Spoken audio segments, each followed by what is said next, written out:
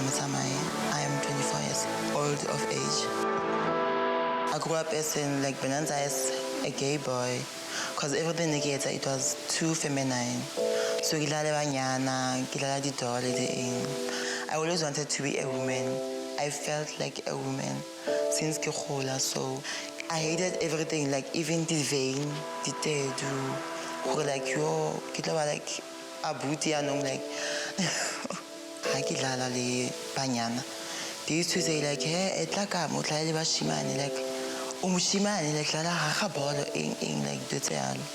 I had like depression, go high school, like I didn't have friends, cause like kids are doing pizza gay, or like oh gay, chum, kids are like gay. Is it on pizza wanyana or like right lo hell? And kids are going to na class, better anyway, but don't keep get go wanyana ba. So like a bona generation re ba etsa transgender. Ka feel like I relate mo yone then ka bla go ga go rile na ke batla go ba transgender. But at first like when I like ntho ya ka impossible. But like as I bampa the difficulties bile ban support ang khona ka. And like she took me to a psychologist. I was born as a boy. Then when I grew up I changed myself to a woman. Community out there never really judge negative things, nobody negative things. So because my family was supporting me. Unona lady safe spaces so I got information and then they gave me information. Before I was self-medication. Self-medication, the prevention pills. It's one of my friends. I would like to introduce a if you take this, it can help you to grow your boobs. Being a trans is very hard, because in a community, especially abafana isikhathi esiningi mawuhamba estradini bazofuna ukuhlekisa ngawe babuza ukuthi amabele wathathapi bekwazi ukuthi umfana. So those challenges into ezikhona but about treat like everyone else but treat are different.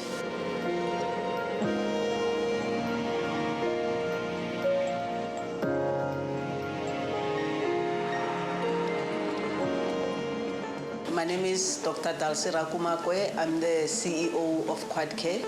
QuadCare is a network of clinics across the country. Quad standing for quality, accessibility, and dignity. So that is where the passion for providing healthcare is, making sure that everyone can access healthcare as it is promised. So when we talk of gender-affirming healthcare, we are talking about being affirming. It's recognizing that patients are more than just illnesses or diseases. They are whole people, and they are coming to you and they want you to be creating a safe space for them to interact with you so that you can use your knowledge to assist them as best as you can. The experience I got from the clinic I'm going, some staffs were good, babang judgmental, banenza ama laughing stock, niva ma laughing stock. The staff I don't think by training or to deal with people like us, because the way by standing talk at it shows havana knowledge this thing. That's why we have safe spaces and work at all. So Libona, maybe they need you to safe spaces contributing some declaring batho ba so ba treatwa so batho ba so le batho ba so re tshwana le batho ba bang. Mostly kuma local clinic abaka understanding ati ama transgenders ukuthi sabantu abanjani bengiphethwe isisu so mangifika lapha yana banginikeza i-pregnancy test bathi ngihambe ngi-test ukuthi ngi-pregnant na. Ngimtshela udoctor ukuthi angikho pregnant, just ukuthi nje ngiphethwe isisu and ne-headache yami iyashisa. Ba insista yena ukuthi ngihambe ngiyo-test ukuthi ngi-pregnant. Then I decided ukuthi ngcono ngihambe ngiye-endlini, ngihamba ngaya endlini. So mina ngizwe ngolili ukuthi kunendawo esoso ibhare yenzayo. Yena uyenza uthatha ama-astrofem phela ngoba nambe ngifuna kulo ama-injection. Mara, like ebhara niyazange ngizenze ngiseseyine-process bangitshela nge-weight bathi maybe ngizoba nama-heart failure, maybe izongenzela ama-clots emzimbeni. Because every time uma ngiyile nge-appointment yami angeke ngibuye nama-results right. Ngelinye ilanga futhi ngaphinde ngaya ekliniki mangifika ebhara ngiyima ilayini ngangena ngathola umunye udoctor we-Indian. Lo doctor we-Indian uyangibuza ukuthi why ngifuna ukutransgender ngibe ngithi ngumfana. Ngamtshela ngathi i-choice yami ngifuna ukwenza lento ngifuna ukuyenza. Ebefuna yena ebenga-understand ebengafuna uku-understanda ngathi ebebuza like ngendlela engekho right. Stigma and discrimination exists, also in healthcare. We were taught technical medicine. When we went through medical school, we are taught all the tablets and diagnosing of conditions, but we are hardly ever taught to be human. We are not taught, how to properly listen to patients and understand what they're really looking for. In the public sector, a lot of people would say, they experience discrimination. It is mainly because of that. No one takes the time to sensitize the healthcare professionals. And we normally say the healthcare professionals is not even just the doctor or the nurse that the patient is going to interact with. It starts at the gate, that security guard, has that security guard been sensitized to be welcoming and warm to everyone that walks in and not discriminate. That receptionist, that cleaning lady that you're going to walk past as they mop, what do they say to you when they see you dressed in a way that they find they need to be making a comment. So when we talk about gender-affirming healthcare, especially about the ethics, the ethical considerations when it comes to providing this care. It means one of the big things is informed consent. So you need to be giving patients all the information that they need to get so that they make a decision on the care that they receive, from you.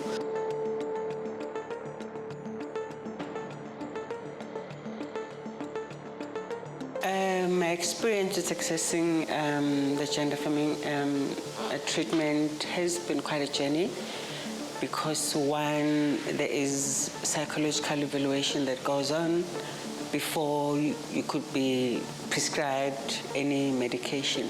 So one had to go through that, which would basically take about a year and a half, if I'm not mistaken. And then after that, that's when I started with my primary hormonal treatment. I was a peer at one time in one of the institutions it's in the same facility as Barokanat Hospital. Being an employee of a government institution or a clinic, then it simply means you're within the vicinity. So even information, you easily access. I'm able to make calls in the same vicinity to say, I'm calling from this department, can I come through? I need to find out such information. And then you take it upon yourself to, to thrive and get what you need. So I am the type of person. That is why I probably would have never experienced much discrimination compared to other trans women.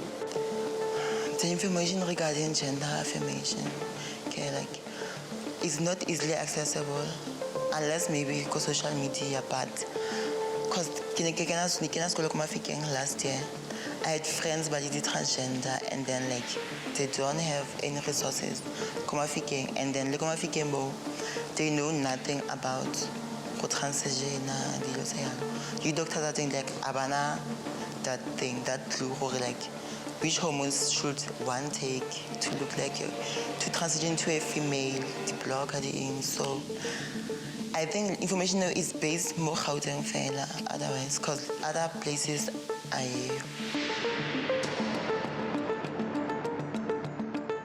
bengizazi ukuthi ngiready ngifuna ini and beside bese ngimbonile umngane wami bese nginama changes then ngambuza ukuthi yena wenze kanjani ukuthi athole ama-changes lawo atholile because nami besengiready ngifuna vele ukuthi kumele ama-breast wangitshela-ke wang-assist ukuthi okay iya ebhara endaweni esofike wenze ubhalise sona haya lapho besengiready nami and before like even noma bengekho ready i-psychologist yenza sure ukuthi ibuza thoroughly ukuthi ushona ngale process uzoqala because uzothi ungazothi uma sozovela amabele sokuba ne-shock sokuba ne-trauma futhi yabo sofuna ukuthi ngathi manje amabele angasuka because amabele mase lapho azobe sebalapho kunokuthi uzobuyela emuva fanele wenze sure that's why uhamba ama-section awuhambi more than one uhamba ama-section amaningana clarify ukuthi usure ngale nto uyifunayo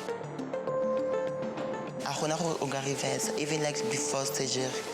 I went to a psychologist, I got cancelled, and then bamtlela gore like o tlo ba infertile, you'll never like reverse back to your male genitals like the way you were born. So ban signisa mo ge consent form eo.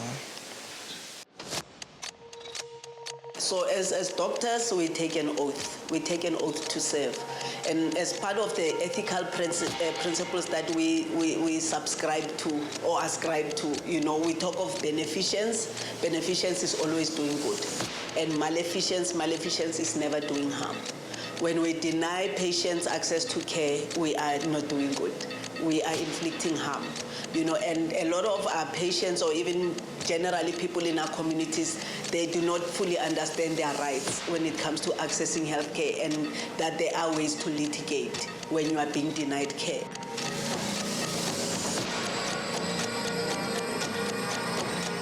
I went to Steve Biko Academic Hospital because it was the hospital that was closest to my home, and I went to the psychiatric clinic to set up an appointment, and I was even given like the worst treatment, but I didn't give up. Firstly, I went to the endocrine clinic, so they told me that they can't give me hormones because I need to start like with the physical evaluation. So I went for physical evaluation with the psychiatric clinic. So I was seeing the psychiatrist, and the doctor was assessing my brain, was assessing my mental health, my mental issues, whether I will or will not develop any mental issues throughout the process, whether I will be strong for the process, whether I will be able to like deal with everything that people are gonna say. And basically I wasn't ready, but I just took on the challenge because I needed to get myself out of myself, because that person who I was living, they were not representing me, they were not representing my journey. That's why they made me so depressed, and they made me so tired, they made me hate myself, they made me feel so weak. I literally felt like I wasn't human. Like I had low self-esteem, like I couldn't believe in myself to do anything. I'm still struggling with that, but making small improvements. I mean, there are many organizations that patients can reach out to when they feel that their knowledge is limited, especially when it comes to their health rights as transgender patients, you know, for instance, or intersex patients, or non-binary patients who are like, you know, who are also maybe want to be on hormones and such cases. You know, there are, can I mention organizations? You know, there is Gender Dynamics, there is PATH, South Africa Professional Association for Transgender Health, where like practitioners can also get information on how to assist patients. There's organizations like Iranti, you know, as well that provides care and support to the population. You know, so such resources exist. And when you are not sure, reach out to the Health Professions Council as well. You know, and say, hey, my name is so and so. I tried to access care from Dr. So and so, and they refused. What steps can I take? You know, so people should just take that initiative. And there's also Google. Just go on Google and say, I have been discriminated against in this way. Where do I go? And you will find the information. The experience with the healthcare professionals has actually been quite straightforward and mind-opening, because one, they need to assess you on personality, genuinity, whatever that they are looking for, they'll eventually pick it up from in all of the sessions, because it's not only a one-time session. It's sessions that are repeatedly done consecutively, probably in 2 months, 3 months time. There's always checkup and callbacks in. So I went through the process for, I think it was for a year, about a year and 4 months, if I'm not mistaken. And then I was approved for the actual treatment. And once you're through with the psychological evaluation, and then you sent to a different department at Bara, which is called endocrine.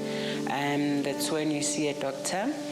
But before everything else is done, there is blood taken to assess any irregularities or abnormalities, and then eventually you could start with the treatment. Kuye kwathatha isikhathi ukuthi ngithathe i-medication because bengihamba abo-doctors, bengi-check-a, bengithatha amagazi, then I had to go futhi bangibhukhele ukuthi ngibuye nini, ngibuyele, ngihambe ngibone i-psychologist, abanye ngibone u-doctor. And then-ke safika isikhathi sokuthi ngithathe i-medication. Ngathatha i-medication yakhona uma ngiyithatha nakhona ngafila ngathi azange ngifile right, ngafila ngathi ngiyavomita, ngiba dizzy, ngabuyela ku-doctor, ngamtshela u-doctor, ungitshela u-doctor ukuthi vele uma usaqala i-medication kuba nama-side effects, kuyenzeka ukuthi kumele ufile dizziness or vomit or wenzeni. Ungawari wena ithathe i-medication uzoba sharp. Then wangibhalela idate ukuthi ngizobuya nini, ngabuyela ngedate leyo. Then mase ngiwathatha futhi kuhamba isikhathi ngaba sharp. I would believe going back to Baragwanath would also be another process that I will need to be reevaluated as I need to go, because there's a long waiting list. I also remember it took me like a year or so before I was even seen. So there is that waiting list that they have. They know that when at least we've moved 10 individuals, according to my understanding, how it was explained to me, that when we move you out from the tablets, you gotta know that you ain't coming back to the list of tablets. You just gotta stick to getting the oil yourself. And I was like, I'm okay with that, rather than being frustrated by constantly going back to the health facility for a period of more than 6 months and not getting anything. That was more frustrating. The delays tse ke di tshotse ko hospital di affected a lot because ne ke bona batho ba ke ne ke tsamaya le bona ba changeile, nna ke santsane ke emetse gore ba tlo assessa, and then they are too far.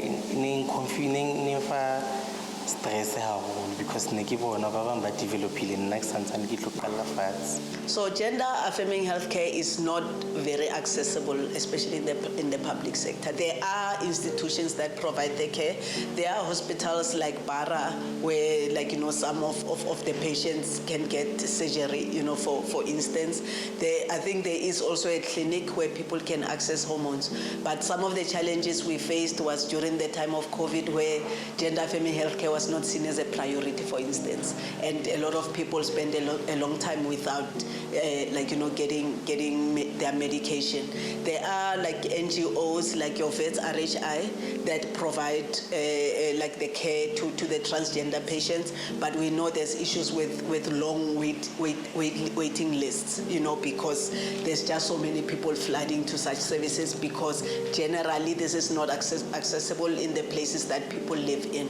Even in the private healthcare sector, we, as ourselves, who are mainly based in Joburg, we see patients from across the country. We see patients from as far as Lesotho, even Mozambique, the Northern Province, Eastern Cape, coming to us here to try and access the care. Northwest, for instance, we have a lot of patients from there that come to us to try and access the care, because in the areas that they live, the care is just not available.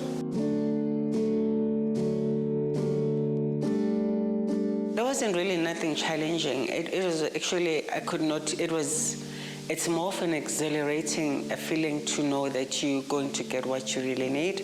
And it excites you as an individual. You're looking forward to seeing the doctor, to each and every person that you'll be talking to the nurse who draws your blood. The staff is quite open-minded. They are aware that they're dealing with a particular group of individuals, and I'm sure there must have been training provided for them to say, these are the key pops, and there is a certain way how you deal with different types of individuals. So everything just went on smoothly. I've never had any difficult challenges.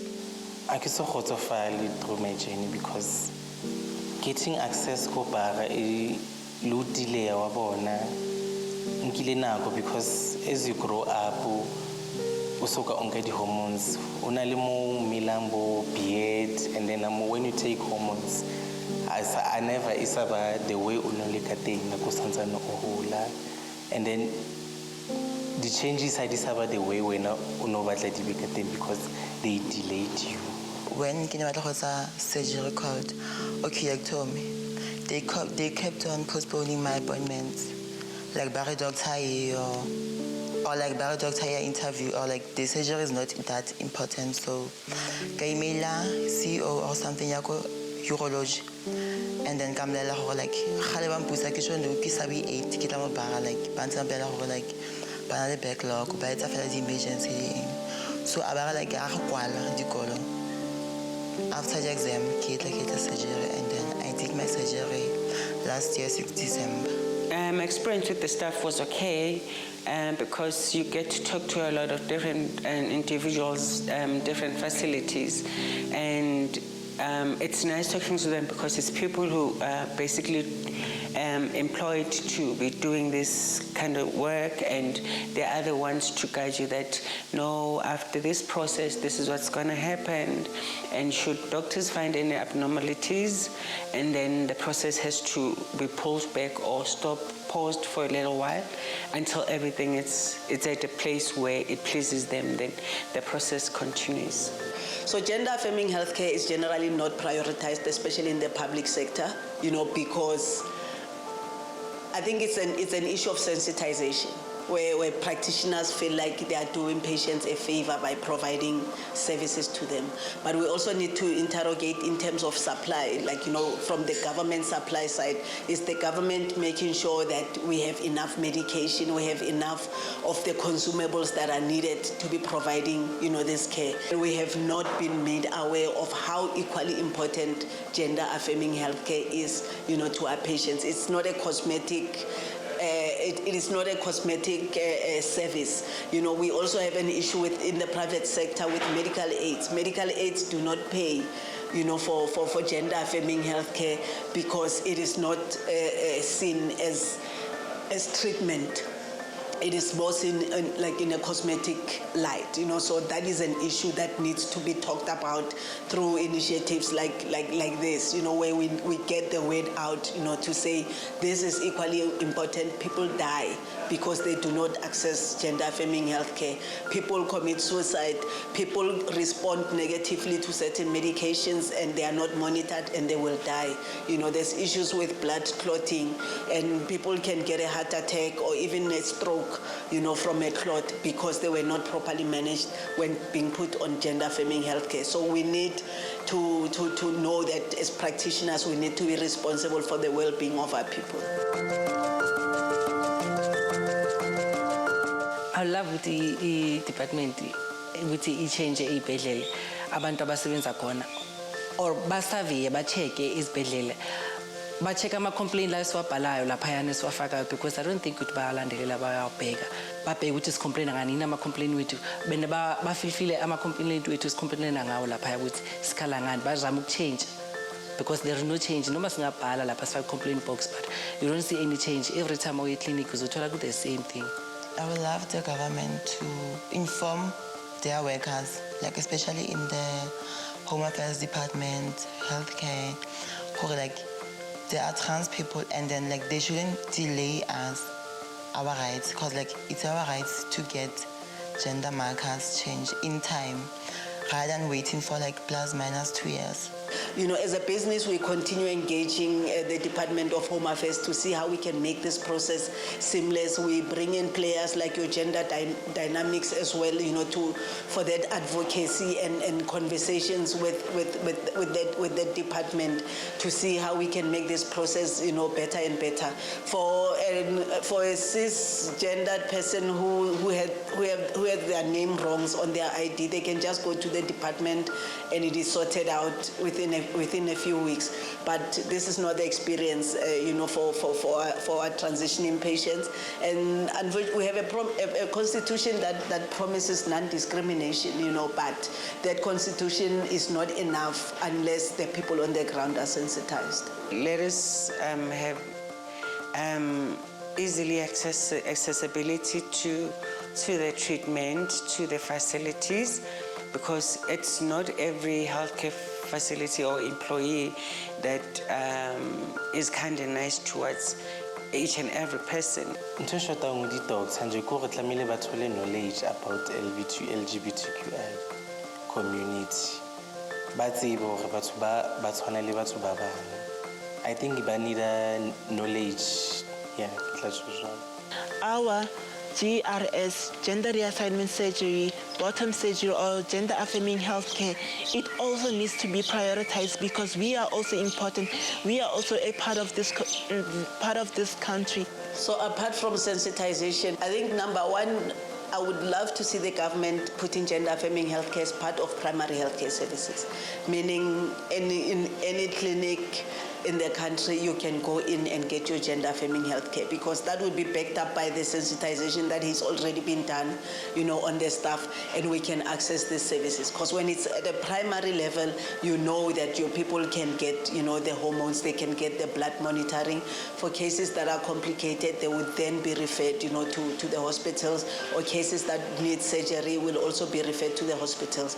But at the most primary level, let us make sure that our nurses and doctors that visit the clinics are trained to provide this gender-affirming healthcare.